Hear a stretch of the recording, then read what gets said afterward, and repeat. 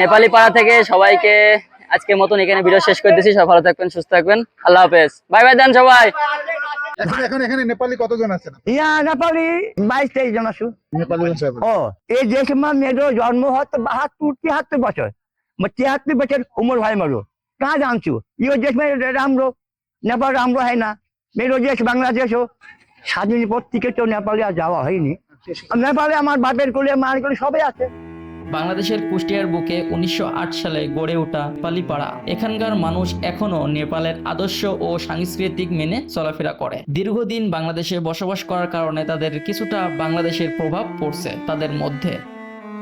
আমি এখন অবস্থান মোহিনী মিলের থেকে পুরাতন ব্রিটিশ আমলের যে মিল ছিল মোহিনী মিল, সেই মোহিনী মিলে যে কিছু নেপালিরা কাজ করতো, কিন্তু মোহিনী মিল বন্ধ হয়ে যাওয়ার পরে নেপালিদের আর যাওয়া হয় নাই। তারা এখানেই বসতি স্থাপন করে থাকেন এবং দীর্ঘদিন ধরে এখানে বসতি স্থাপন করে হ্যাঁ আমি যাতে পারি না।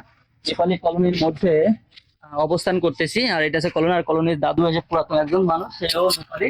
তাকে দেখলে এখন নেপালি মনে হয়, কিন্তু এখন অনেকে ছেলেপেলে আছে দেখলে কিন্তু আর এখন মনে হয় না তারা এখন যে নেপালি কিনা। এখন যাওয়ার সময় নাই। তো এদিকে আপনার একটা কথা বলে রাখি, সেটা হচ্ছে যে এই যে পিছন সাইডে আমরা দেখছেন এগুলো কিন্তু সব কলোনি। এগুলা এখন নেপালিরাই বসবাস করে। তাদের বসবাস স্থানগুলো দেখছেন কতটা এই অবস্থার ভিতরে আছে। তো দেখাচ্ছিলাম নেপালিদের তাদের পরিবেশগুলো কেমন, যে একদম খুবই করুণ অবস্থায় তাদের এখন বসবাস হচ্ছে। কারণ সরকারি থেকে এখন কিন্তু তাদের কোনো মানে অর্থ কোনো কিছু কিন্তু এখন দেওয়া হয় না। এই জন্য তাদের অবস্থা দেখছেন কি অবস্থার মধ্যে তারা বসবাস করে, খুবই করুণ অবস্থা। তো আমরা এই মিলের সামনে এসে এক নেপালি কোয়ার্টারের সামনে এসে নেপালি এক দাদুর সাথে আমরা কিছু নেপালি সম্পর্কে অনেক তথ্য জানবো। জানার পরে আপনাদের সম্পূর্ণ তথ্য তুলে ধরবো নেপালি দাদুর কাছ থেকে। এখানে কত সালে আসছেন? এখানে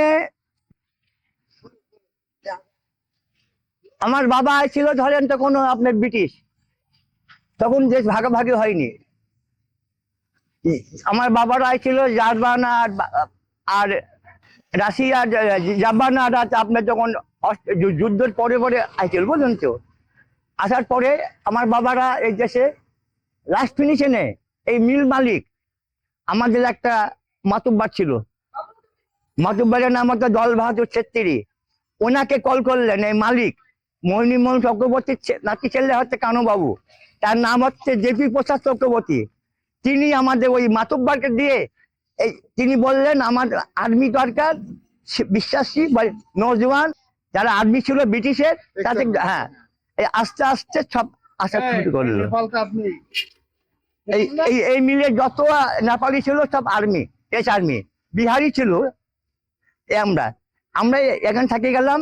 আমার জন্ম এই দেশে আজ 72 বছর। এই 72 বছর থেকে আমরা যা দেখেছি এই মিলে, যা দেখেছি আমাকে সেটাই শুনবেন।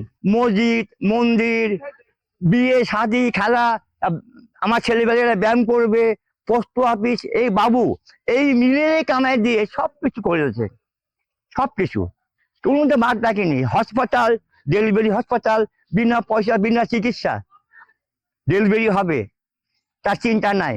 এই বাবু এই সব পর্যন্ত করেছে। স্বাধীন পর থেকে তো নেপালে আর যাওয়া হয়নি। তো আমি 5-2-82 বিএনপির সময় 5-2-82 আমার ঝোঁক উঠলো। আমি একা, তখন আমি বিয়ে করিনি, আমি যখন বিয়ে করিনি মনে ঝোঁক উঠলো আমি নেপাল যাবো। এখান থেকে আমি কষ্ট মষ্ট করে ইন্ডিয়ায় গেলাম। কিন্তু আমি হিন্দি ভাষা উর্দু ভাষা জানতাম, জানছি ইন্ডিয়ায় গেলে উর্দু ভাষা হিন্দি ভাষাটা খুবই দরকার। এইটা জানলে পরে নিশ্চিন্তা। আমি গেলাম, পার হলাম, পার হওয়ার পরে পরের দিন আমি যাচ্ছি হাওড়া গেলাম।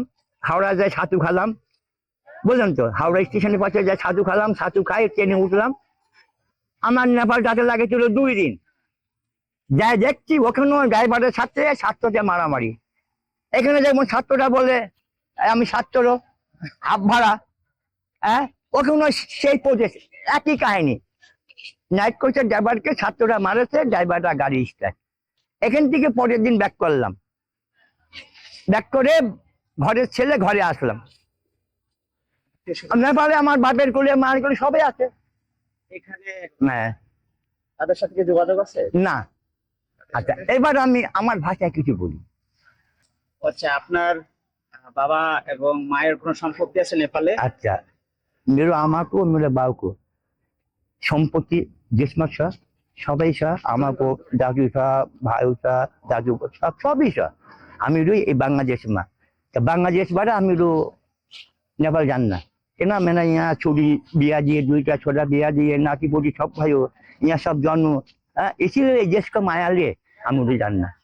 নেপাল ভালো লাগে না বাংলাদেশ ভালো লাগে? যার যেখানে জন্ম, আহা, যার যেখানে জন্ম তার একটা মায়া, তার একটা টান আছে না। যদি নেপাল যদি আপনার সরকার নিয়ে যেতে চায়, হ্যাঁ। বাংলাদেশ না, যেতে পারছি না। যাবেন?